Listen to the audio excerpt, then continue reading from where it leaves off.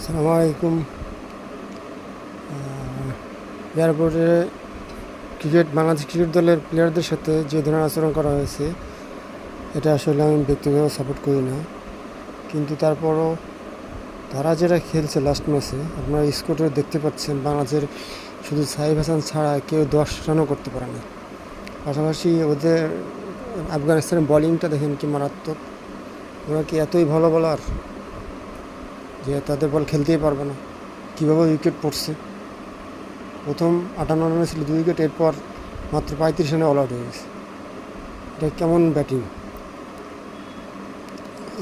এই ধরনের খেলাকে সাপোর্ট করা যায়? এরপর আমরা যদি করি, আফগানিস্তানের স্কোর যদি দেখি, আফগানিস্তানের স্কোরে এরা যথেষ্ট চেষ্টা করেছে। প্রথমে 3 জন ভালো করছে, মাঝে একটু খারাপ করছে, আবার শেষে যে মোহাম্মদ নবী, সে এই বলতে গেলে বুড়া বয়সে সে ভালো ব্যাটিং করছে। সবাই মিলে চেষ্টা করে একটা ভালো একটা ইনিংস দাঁড় করেছে।